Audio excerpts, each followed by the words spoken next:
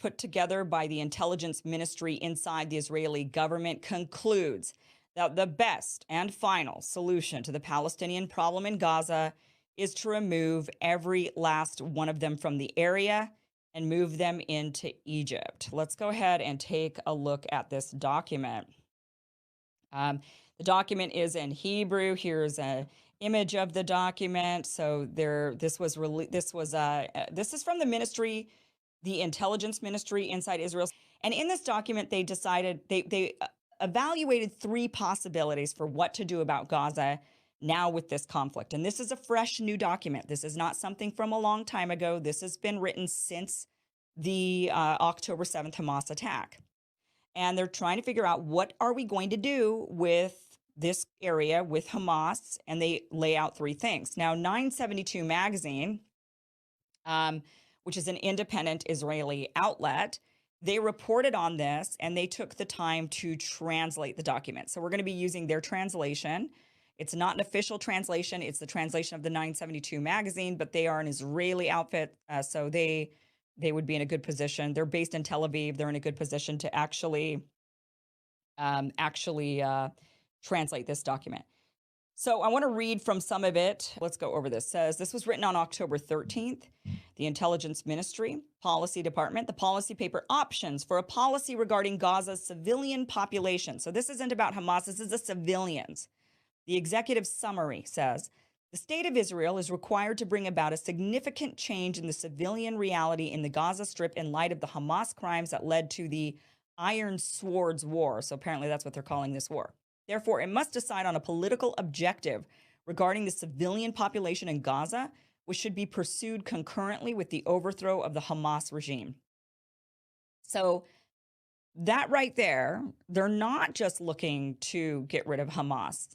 They're looking to deal with Hamas, overthrow Hamas, and try to figure out what to do with the civilian population after that, which, in a lot of ways is a responsible task. I mean, if you are going to overthrow a government, you should then think about how you're going to rebuild. I mean, America talks about this all the time.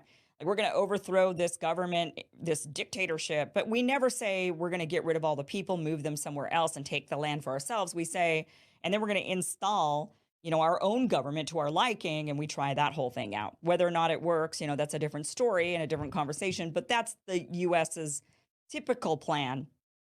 So, but because you can't overthrow a government and leave people in ruin, that doesn't work out really well. Look at Libya. So the objective defined by the government requires intensive action to harness the United States and other countries to support this goal.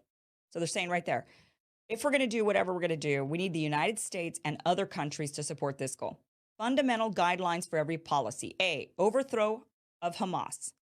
B, evacuation of the population outside of the combat zone for the benefit of the citizens of the Gaza Strip. C, it is necessary to plan for and channel international aid to reach the area in accordance with the chosen policy. Okay, that's good.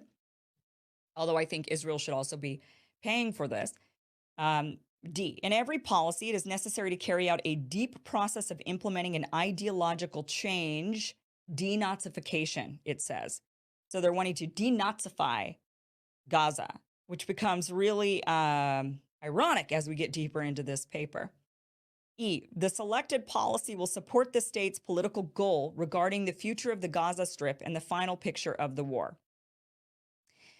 It says 4, in this document, 3 possible options will be presented as a policy of the political echelon in Israel regarding the future of the civilian population in the Gaza Strip. Each policy will be examined in the light of the following characteristics. Operative, the ability to execute operationally. So you got to be able to have a plan you can actually execute, right? It can't be pie in the sky. Legitimization, international domestic legal. So they want others to say, okay, we sanction this. It's a good idea. Go ahead. The ability to carry out an ideological and conceptual change among the population in relation to Jews and Israel.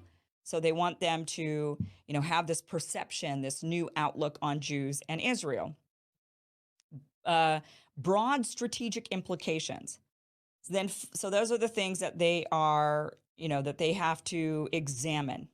Number 5, they said the 3 options under examination are option A, the population remaining in Gaza, and the import of Palestinian Authority. So what the Palestinian Authority is the government that runs the West Bank. So they're saying we keep the population in Gaza. The fact that they're even putting that as a option, like option A, the population remains in Gaza. Like, what do you mean?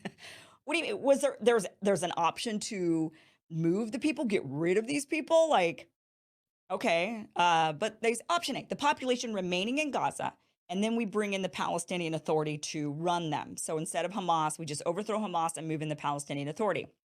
Option B, the population remaining in Gaza, along with the emergence of a local Arab authority. So like a new government. So rather than the Palestinian Authority running both regions, which it used to before 2007, instead, they're saying, what if, you got the Palestinian Authority running the West Bank and like how Hamas was running Gaza? Instead of Hamas, it's just a different Arab authority. Option C, the evacuation of the civilian population from Gaza to Sinai. That's it. Doesn't say anything else, like just the evacuation of the civilian population from Gaza to Egypt. All of them. Doesn't say except for the ones that are not terrorists, except for the Christians, except for none of that. It just says the evacuation of the civilian population from Gaza to Sinai. Okay. So which option are they going to go with? From an in-depth look at the options, the following insights can be derived. Option C, which is the evacuation of the entire civilian population from Gaza to Sinai, the option that will yield positive long-term strategic outcomes for Israel and is an executable option. It requires determination from the political echelon in the face of international pressure, with the emphasis on harnessing the support of the United States and additional pro-Israeli countries for the endeavor. Options A and B, which is that the Palestinians stay and that they either get the Palestinian Authority government or they get a new government. Options A and B suffer from significant deficiencies, especially in terms of their strategic implications and the lack of long-term feasibility. So they're saying it's not feasible long-term for these Palestinians to stay in Gaza. Neither of them will provide a necessary deterrent effect, which will not allow for a mindset shift. So they want a mindset shift. They're saying that they want them to view Jews in Israel different. And if we let them stay, they won't view us any different. But if we expel them, then what? I mean, do you think their mindset is going to shift? I certainly do. And I think it'll be for the worse.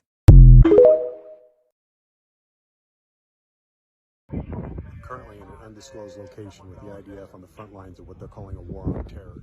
Behind the camera are an entire row of bulldozers as they intend to level entire city blocks as they go. They say it's a war on terror, but they intend to leave nothing behind.